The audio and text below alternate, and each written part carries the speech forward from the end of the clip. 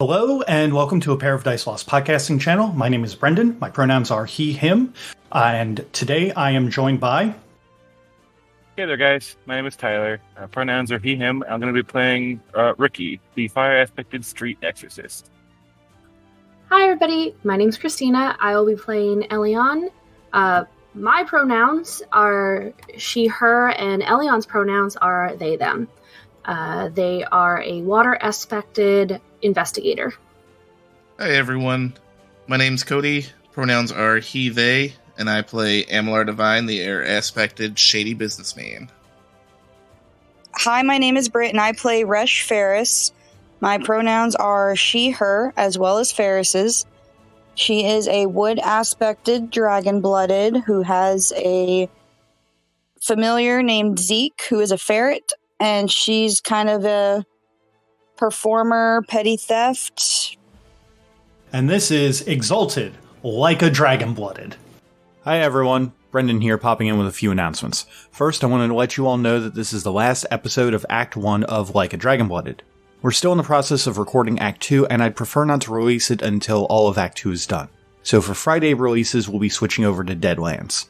Going forward, I do still have some between-act episodes of Exalted that I'll be releasing as bonus content, but they'll be released when they're ready as opposed to every week. Like in Friendly Neighborhood Exalts, we all got together for a bigger episode in person that is a Prison Break episode that's pretty heavily inspired by the recently released third season of Baki. This basically means that it's a little heavier on the combat and a little lighter on the plot. It's still pretty goofy, and we had a lot of fun with it, but I'd say combat takes up about half of the story arc as opposed to the maybe 20% we had in Act 1. I'll make sure to release a TLDR episode of what had happened before Act 2 starts proper, but I wanted everyone to know we had a crap ton of fun with it. After the episode, I'll have a few extra things to say, as well as some final outtakes. But for everyone who's made it this far with us, thank you so much.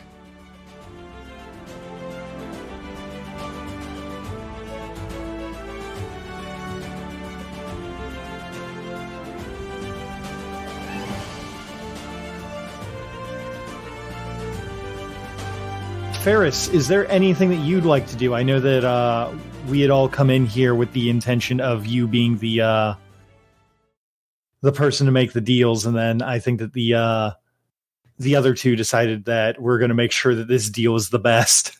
I'm gonna definitely kind of walk around the table, look at the document papers at myself, just passively, not fine tooth like the other two are.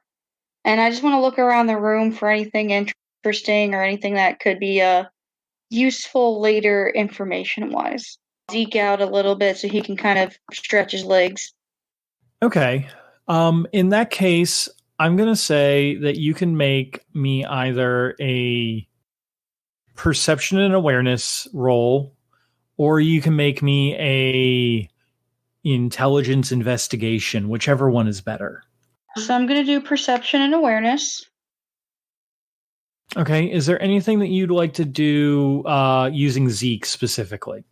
So when no one's looking, at least not the people who work here are looking, I want to let Zeke out and just kind of give him a nod and just say, go exploring, but whisper it to him and just let him down on the ground. And I want him to try to basically see if he can find ways maybe into other rooms or something and kind of tell me, because he can speak to me when he gets back, kind of tell me what he may or may not have heard, or if he finds anything, since he knows the value of money and hoards and stuff, if he finds anything that might be of interest. Okay. In that case, do you want him to actually take stuff with him, or do you want him to just report back to you?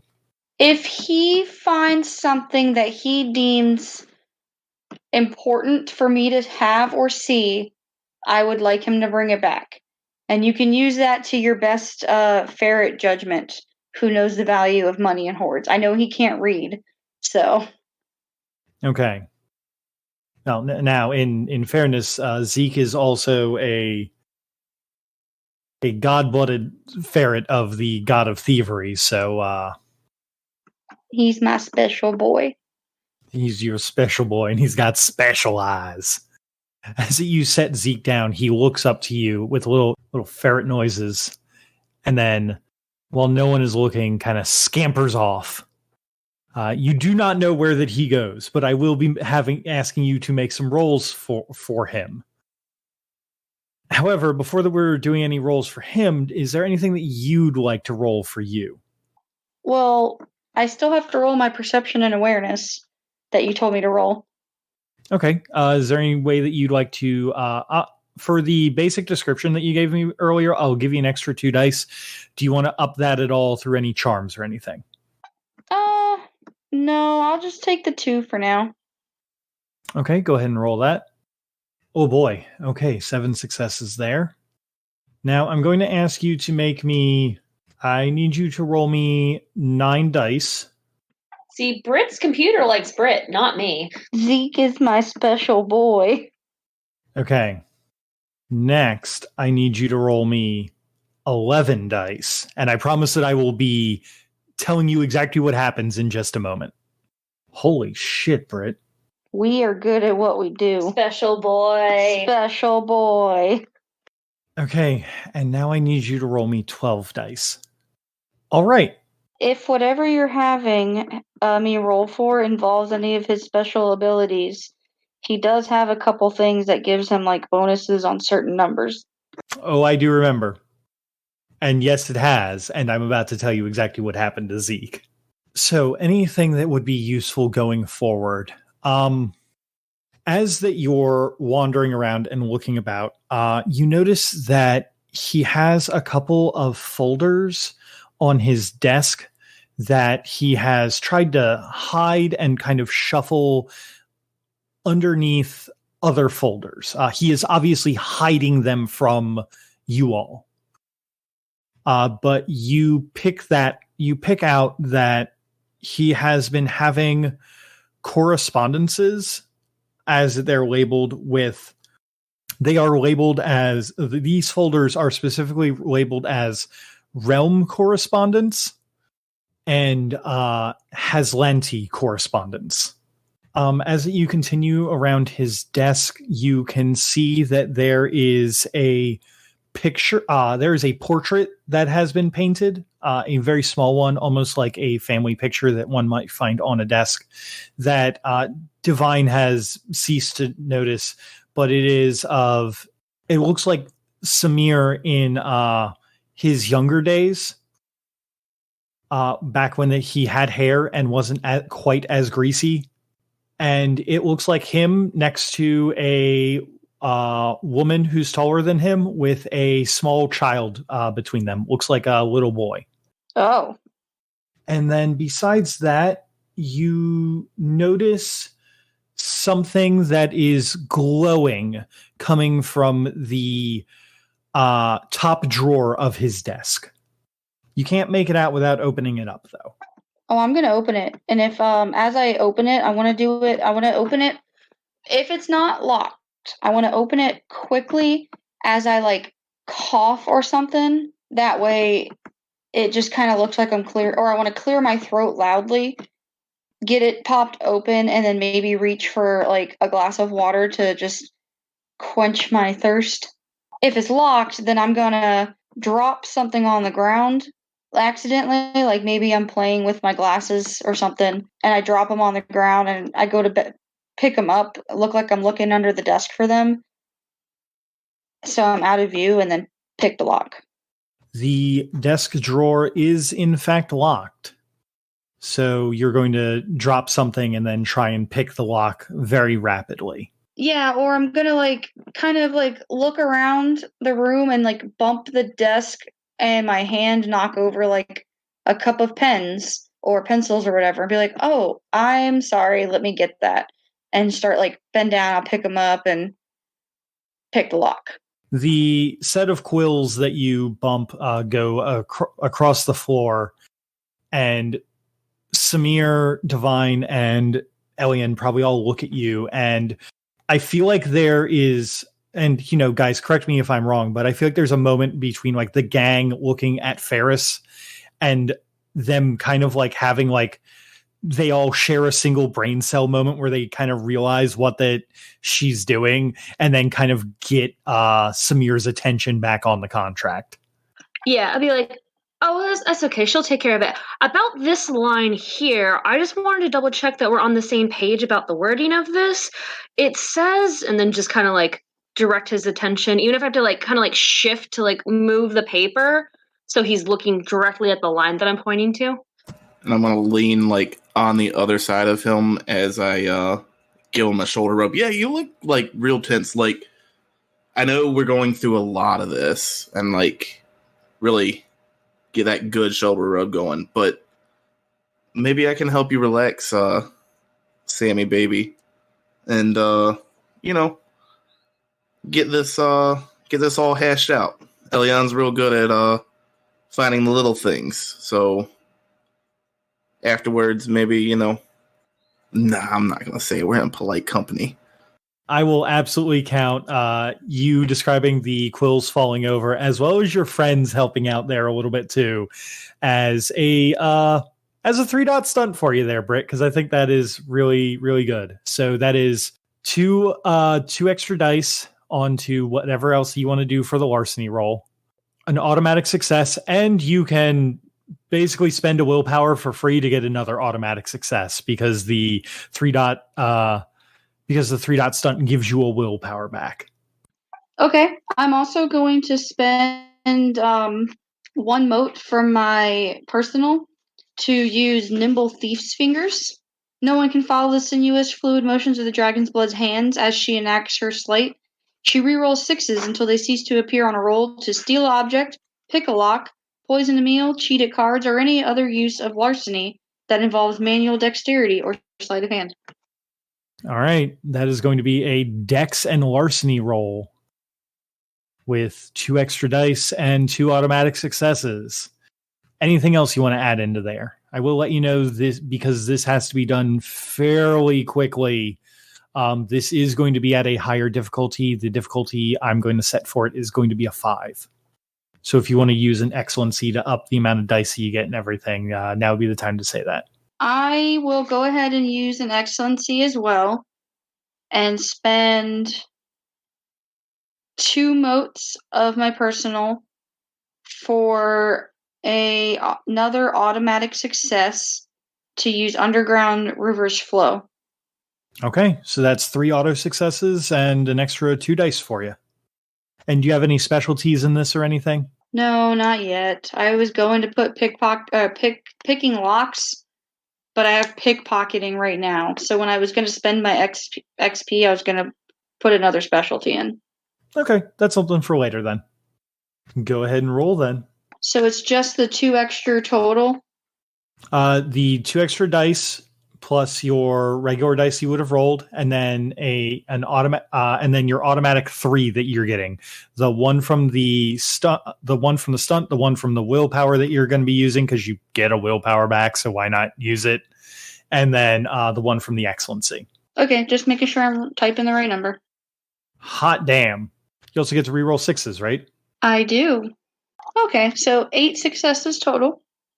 You are able to, in one fluid motion, as that you bend and snap to get the quills back up, unlock the desk. No one is the wiser.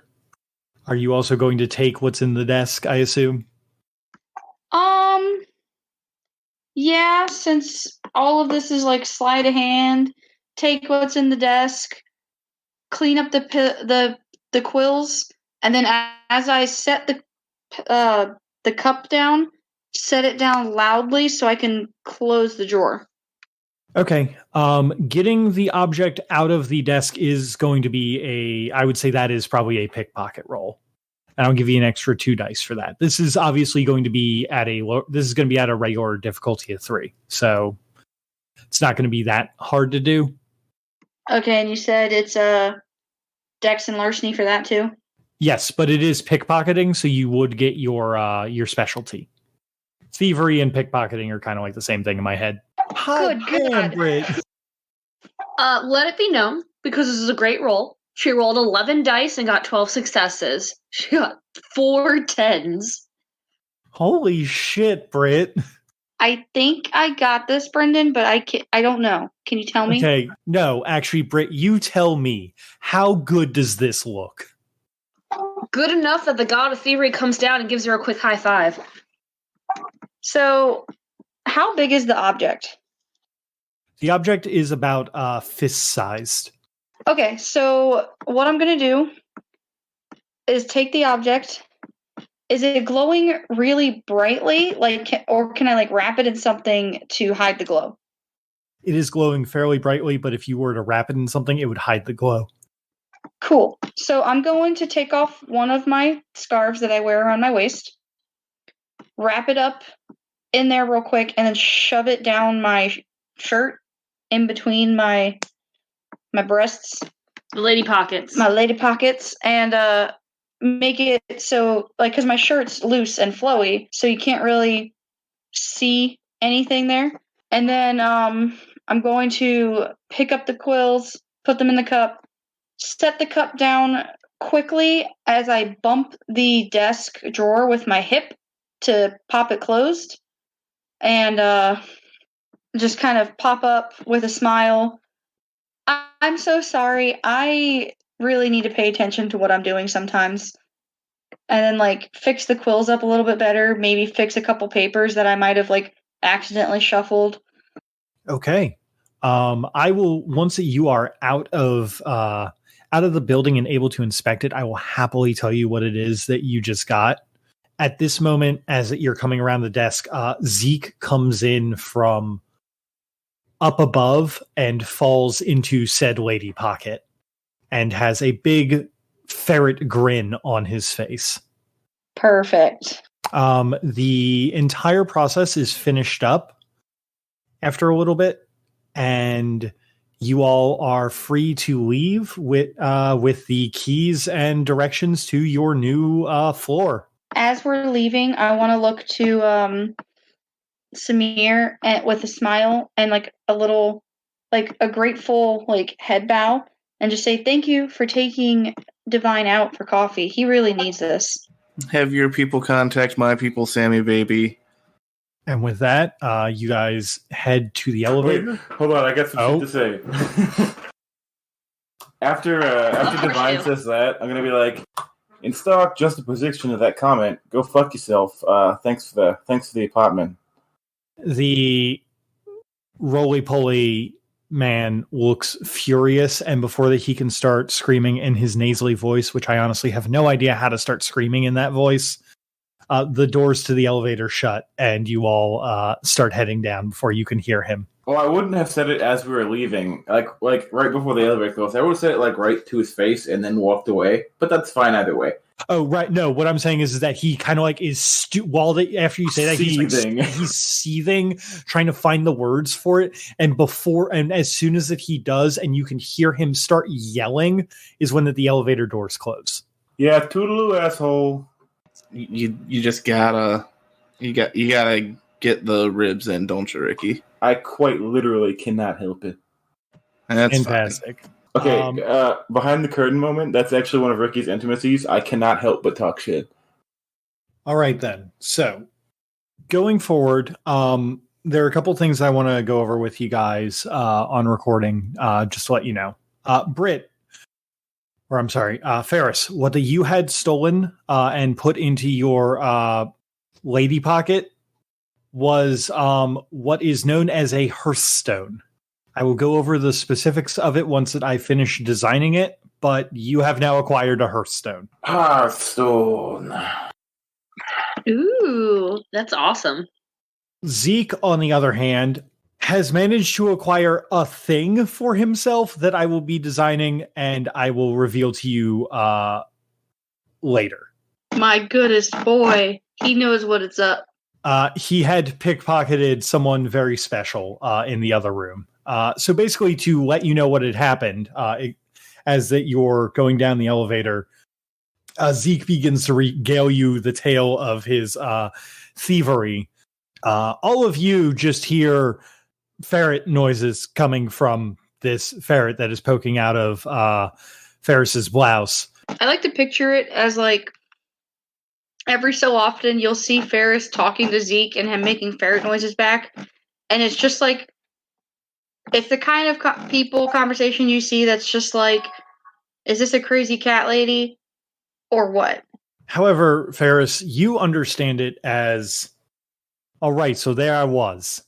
And let me tell you, you would not believe the size of this guy. Huge, like a fucking mountain over here. So I went in there and I snuck through the vents, and then I strolled over to him, and then I snuck up his leg, up the pants and into his pockets. And inside the pockets, you would not believe what I found. Little tiny little manacles. And Zeke kind of pulls out a set of tiny ferret-sized manacles. Oh my god. Now, I don't know what these do, but we're going to find out together. I'm sure they're going to be useful for something, right, Ferris? Oh, definitely, Zeke. I think these are going to be fun. All of you just see her responding to a bunch of squeaking. It did at one point pull out a pair of manacles, you think, and then put them away somewhere. But that was about it for the elevator ride down. Upon getting down and basically moving everything over to the other building, you guys are brought up to the 72nd floor, I believe it was, for the entire floor of this skyscraper that you guys just bought. It is not completely empty. That would be rude of them. But it is very Spartan. There's a few pieces of furniture. There's some walls for cubicles. There's little bits of lighting and everything here. But there's other stuff that's kind of like you would have to provide for it. You guys know that since you put together the money to buy the floor, the other two captains said that they would fund the entire remodeling of it. So you don't have to worry about spending any of your hard-gotten money on this. That remaining $2.5 million that you guys got from doing the deal and everything, that's all yours to split between the rest of you, to do with it whatever you want. Time passes, and you guys probably get the grunts of the gang to help furnish and make this place look presentable to the current matriarch of the Goesetara family, matriarch Goesetara Saro. So let me know, how do you guys decorate this entire floor of the apartment? What does it look like to you guys? All right, guys, you got this. Tell me, how do we decorate? Oh man, not even crickets. I don't even know how to decorate my own house. Y'all tell me. Well, like, I have an idea on how I would decorate, like, Ferris's space. It would be, like, beanbag chairs and some plants and very, like, hippie-like. Yeah, I imagine it's like a Google facilities. Like, it's obviously still an office, but very much form over function. With, you got the desks for when work needs to be done, but it's mostly a comfortable place for us and our family to hang out. It's just a dark, dank Italian restaurant. That's what it is. Poison. I was imagining it when you were first going. I was following. I was imagining this like simple, clean look with like chairs and like desks and stuff, maybe a couch or two here to like hang out and like talk business and stuff, but nothing too crazy. Maybe like a little bar off to the side, so like if we wanted to make our own drinks or something. But then like yeah, but then like when you go to each person's individual space, it is nothing like how the outside looks. I imagine Ricky, if he has his hands at it, makes the whole place have sort of a feng shui-esque appearance. Coordinating colors, and like there's probably like ritualistic shaman seals and like some occult nonsense to keep out bad shit. Yeah, and like Divine's definitely replaced the whole front wall of his office with like the paper sliding doors. And it's just like get a fucking futon on the fucking on fucking everything. Yeah, buddy. Yeah, and you got like the bamboo fountain that doinks. Okay, but I have a question for Ricky here. Hey, buddy. How much of that occult shit is nonsense bullshit, and how much of that is legitimate? Well, sir, seeing as I have occult 5, you tell me. Oh, I know that you know how to do the actual occult bullshit. It'll be as real as you let me be. Oh, it. If you want it all to be real and good at warding, then sure, go for it. We can work on something with that. But I know that you have a habit of sometimes stretching the truth. Your amp's haunted. No, his shit's gonna be pretty real. Okay, so you set down some ceiling talismans. At some point you might like pick up the carpet and then put some salt lines down underneath the carpet. Make sure yes. some of the dead can't get in and mess with you all. There's probably like incense burning and like candles around, ambiance and shit. The room is certainly in balance.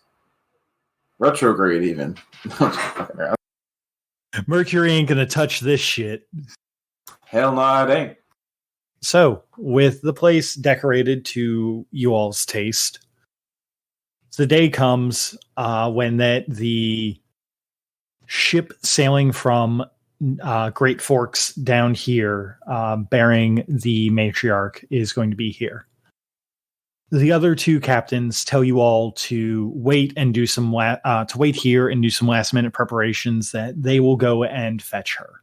What's the while you guys are waiting, what's the conversation like between you all as you're waiting? I guess a little apprehensively for pretty much like your big boss to come in. Divine's just gonna like leaning up against the wall with a glass of wine in his hand. So, I know we got to a bumpy start when we first met, but it's been an honor working with y'all, and I look forward to further endeavors together. Yay. I've definitely mostly enjoyed this entire endeavor. There were a few times I did not enjoy it. I have no idea what you mean. Well, you weren't there for some of it, so you wouldn't know what I mean. Running through the sewers trying to make sure you don't get caught by the entire guild is not what I would call fun. I mean, it beats getting your arm cut up. I don't know. Yeah, true. At least we sent a message. Oh yeah, we did. And we saved a lot of people. And we got to party. Like, we own a gambling hall, a host club. Oh, speaking of partying, we gotta throw a fucking bang up housewarming party. Make a bunch of fucking noise and piss off Samir. Oh, absolutely. Since we got the keys to get in, I say we just throw it on somebody else's floor.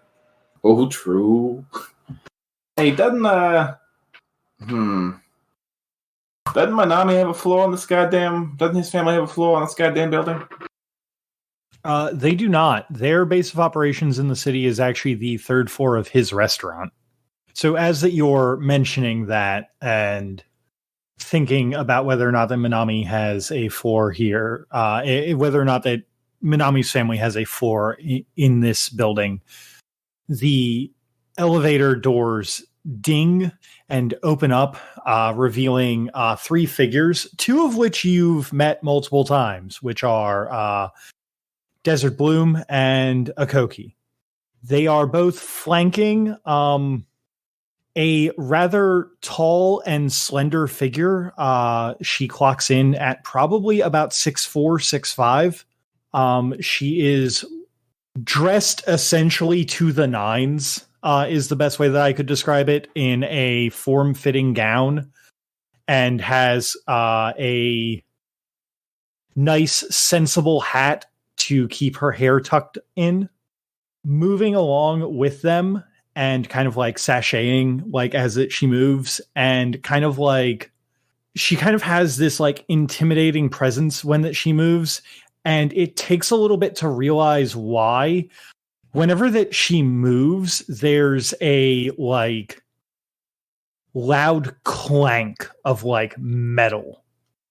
And as that you guys like kind of look down like over her form and everything, the dress that she's wearing stops just above a pair of artifact boots, which are known as a martial arts weapon called God-kicking boots. They are socketed with multiple hearthstones, implying that this is a relatively powerful artifact. And as that she moves, she looks to you all and smiles genuinely.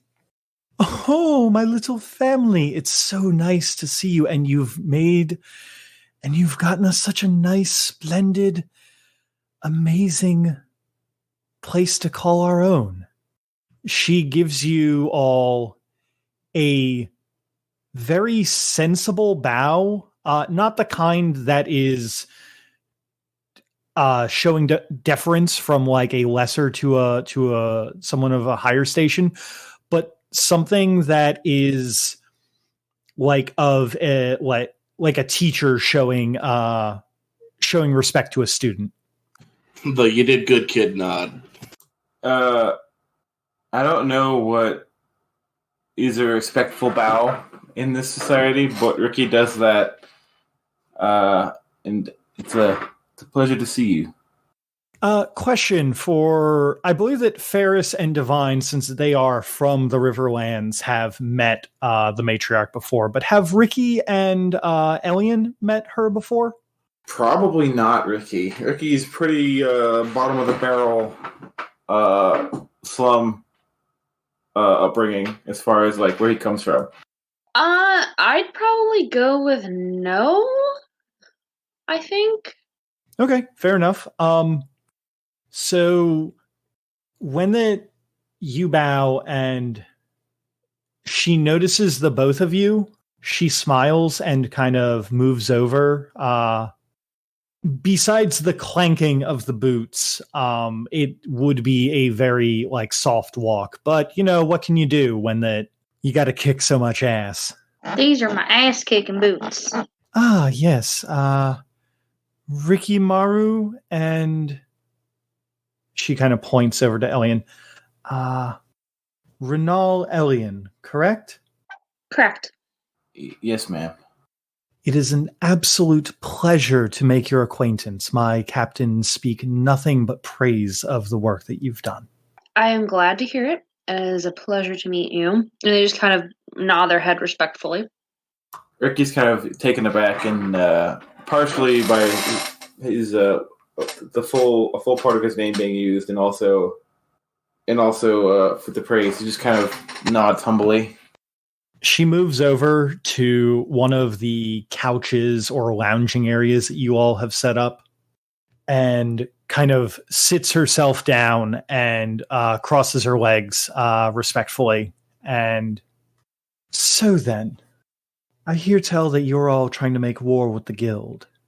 I mean, somebody's got to push them out of your territory, don't we? Nah, they started it.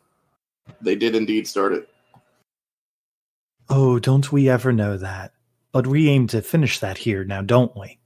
She has kind of she's been very respectful to you guys, but she has a very, when she says that we aim to finish that, she has a very, like, almost like a flash of cruelty, like, it goes over her face.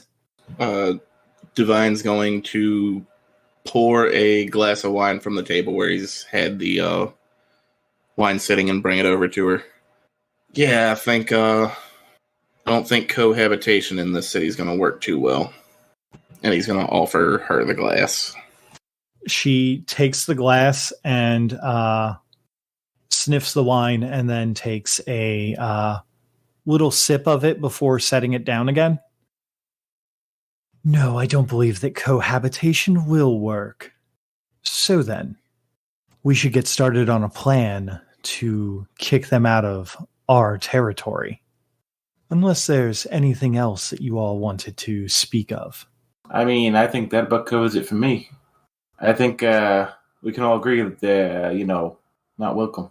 I will say that not only getting them out is a good idea, but maybe finding a way to stop them from their trafficking ring would be in a pretty good interest as well. At the mention of the trafficking, Ricky kind of looks down at the manacle on his wrist and nods to himself and everyone else. Yes, well, we can't abide slavery anymore in this town. The guilds are number one priority. After that, well, assuming that the realm hasn't collapsed by the time that we take out the guild, House Sinus is on our next list. But that's... Oh, by that time it'll probably be another century or two. I'm not sure that I'll be alive to see that. House Sinus is Mummy Dearest's house, right? Correct. Dope. Yeah, I can agree with that.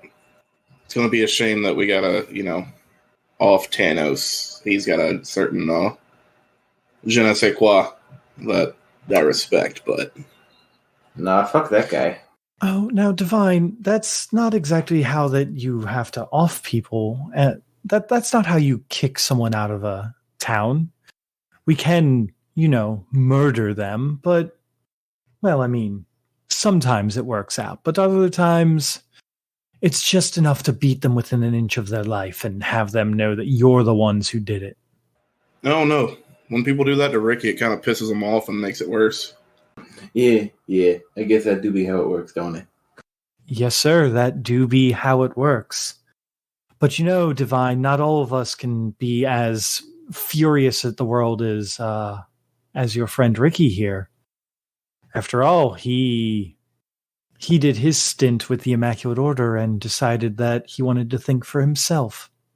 Well, I'd say think is a strong word, but I get what you're saying. Ricky looks, is starting to look just like a smidge uncomfortable at how much about his life that that is known, but not scared uncomfortable, uneasy, being put on the spot. What's your guile? Is this a noticeable thing? Oh, my guile is 0. Ricky has no manipulation or social skills. Oh, okay. So it's noticeable then. Yeah, probably. She sees this and you see her make eye contact with you for a moment, and she nods as if not as if she's saying sorry, but maybe she'll pick on someone else to talk to for a little bit or to talk about. Oh, okay. All right. So I know why that three of you are here.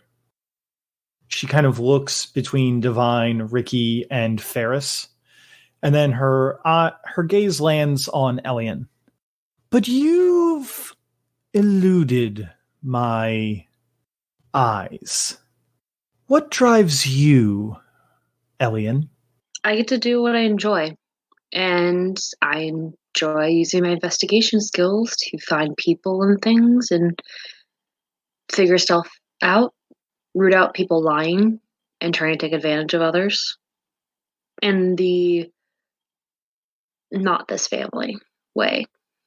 She nods. There's a look about her as if that she's a little bit more content to have you here. The best way I can put it is, as that she mentioned, you were kind of a blank spot in what that she knew about. You were the harder of the four of you guys to get a read on. Divine, Ricky, and Ferris kind of lead with their hearts on their sleeves, which is I would say a pretty common thing among these kinds of tropes of gangs. But you're the one who doesn't fit the mold, so she was always very curious about what drove you. Oh no, I'm not like the other three. Gal's a 4, I'll have you know. I just never use it. I feel like I was like a 2 or a 3. It's not the best. Elian doesn't have a lot of like social skills. Well then, oh yes, I did have a message for you, Elian. I met a friend of yours while I was traveling from Gem back to Great Forks.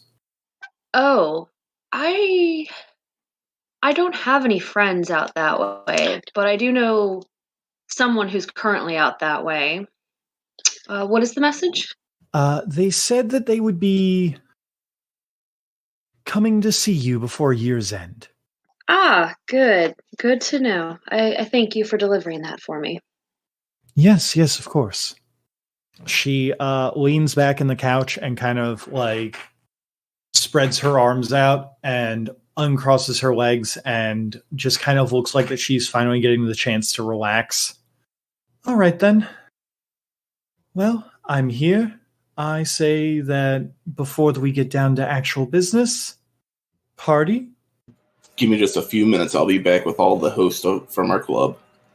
So I'm not going to have us roleplay that out, but the scene kind of dies down while the divine goes to do that. Is there anything that you guys would like to talk about with the matriarch before we wrap for the night? I think I would just ask like how business is going and if there's anything specific she would want help with or need. Okay. Anyone else have any specific scenes or anything that they want to do with her? I think Ricky's kind of under the impression that she kind of knows his entire life already. So probably he might actually, like, there might even be a smidge of him that's nervous. Okay. Christina or Cody, anything else you guys would like? Nah, I'm just here to party hard.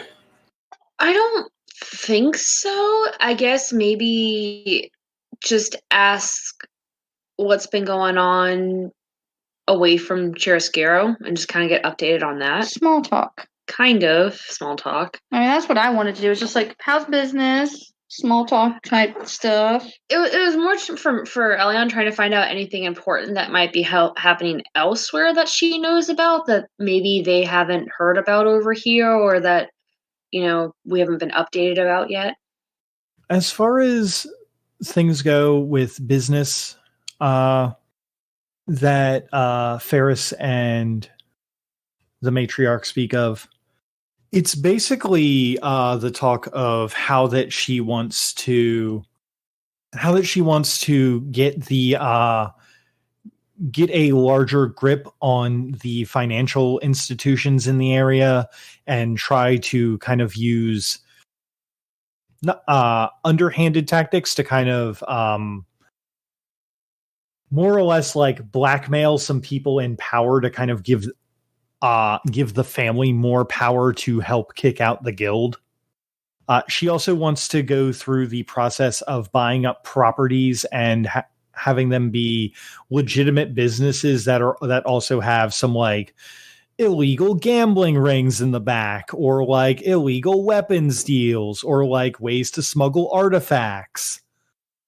Really like ranges the gamut of how to produce a lot of money. Because with money, you can get a lot of power.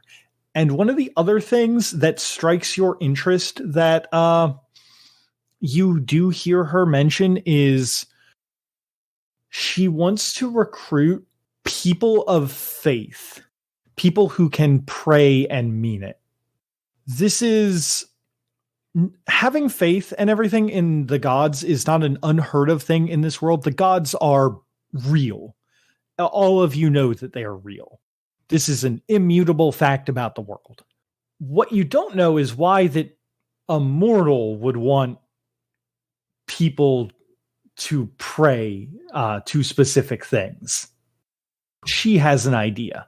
Brendan, Power. if I hear the mention of like gods and whatnot, I might like slowly walk towards the conversation and listen in.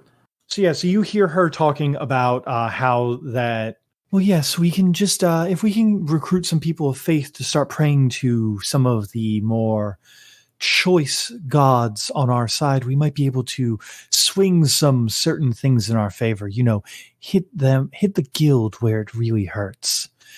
Their coin purse. At those words, Ricky's not going to say anything, but it's going to raise his left hand and tap the manacle on his wrist with his staff. She looks over. Ah, yes, that's, do you need that taken off, Ricky? Quite the opposite. I couldn't help but overhear your position on, slavery earlier. I couldn't help but overhear you talk about gods earlier, too. What's the word I'm looking for? I don't think follower is the right word. I am an associate of the Broken Maiden. She gives you a look of confusion and kind of nods. You'll have to excuse me, Ricky. I'm unaware of which deity that is. I've only really studied the ones that are I'm sorry, my apologies. Ricky's just gonna take a hand, grab the manacle, and just pull it off because he has the thing that lets him escape any bonds. The broken maiden's the god of emancipation and freedom, champion of the enslaved. Oh, I see. Yes, that could be quite useful. There's a lot of yes. Ooh, excellent idea there, Ricky. He'll just nod and put the manacle back on. So, anything else you guys want to discuss? With that, the divine comes back with other people, and you all have a party that goes across multiple floors, I assume, because you all are a bunch of, well, most of you are a bunch of punks. I prefer hoodlum, thank you. It's pretty much just me. No, each one of you has a little bit of the old Tokyo Revengers in you. Okay, that's true. After a while, the security offices are called, and you are asked to keep your party to the one floor. And is one of the security officers that comes up Toby? Yes, and that's why it gets to go on for so much longer. He's the first one to come up, and he's like, "Oh no, you guys got this." I'm gonna give him a shot and just be like, "Thanks, bud. Once you get off, we'll be up here. You know where to find us." He's very happy for it. Eventually, though, the other guards do come up and corral you all. The party goes back to the 72nd floor, and as the sun sets and then rises, as you all are asleep, passed out, doing whatever that you do after a party, the curtain closes on Act 1 of Like a Dragon Blooded. Hey. Somewhere off in Gem, a person adopts a very similar stance to something that you all have seen. And a bolt of super condensed heated essence evaporates the head of someone in the alleyway that they were fighting in. Somewhere off to the west, a group of people board a boat headed one day for Chiaroscuro. On board is one of your family members. Well, more like a cousin. Somewhere in the city, a large man and his small child are running around and playing while that they're being watched over by three lifelong friends who have taken to making sure that the area in the Undermarket that they're going to call their home stays safe. And somewhere just a little bit west of here, out in the lap, a beat-up, fire-aspected monk limps into town with stories of how that a man who used to be a brother of theirs in the Immaculate Order decided that he was going to go against the will of the Immaculates and free a goddess. And that's where we're going to wrap up. Yay.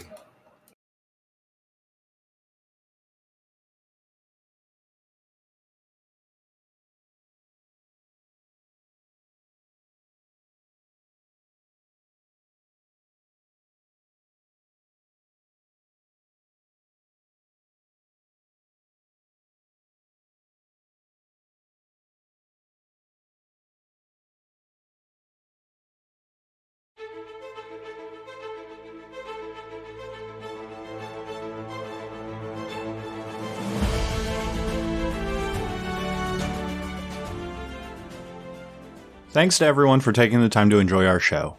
You've somehow made it roughly 23 episodes and hopefully enjoyed your time in creation with us. If you enjoyed what you heard, tell a friend about us, leave a comment about your favorite moment of Act 1, or even just smack the like button. Hell, if you're feeling up for it, I'm always open to feedback from listeners. Leave us a review with what we're doing good and what we can improve on. You can follow us on Twitter at apairofdicelost or send an email to apairofdicelost@gmail.com. The theme song for this game was Main Theme by Alexander Nakarada, copyright 2019, used under a Creative Commons license. For making it this far, I wanted to give you all a little treat. As you know, these games are heavily influenced by the Yakuza game series, which follows a 4-act structure called Kisho Tenketsu. What this means basically is introduction, mystery or development, twist, and conclusion. If you can believe it, that was somehow the calmest this game is ever going to be. The stakes are about to get raised in the Atonement Prison arc as bonus content, but until then, faithful listeners, I see how far you've come since episode 1. So per the game rules, go ahead and up your essence score. See y'all in the Weird West. Bye! Alright, Mr. Tommy Sullivan. Hey, you're not wrong, but...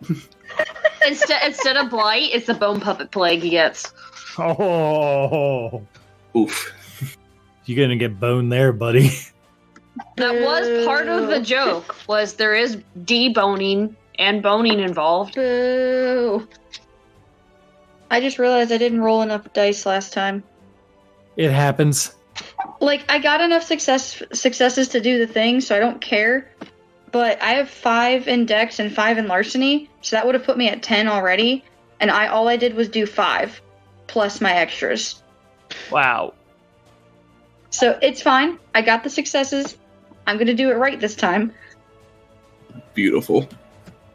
Okay, I'm going to stop the recording for now because we are at almost an hour and 40 minutes and get this offloaded. And so everybody go take 10. We're going to stretch, do some old Japanese people calisthenics.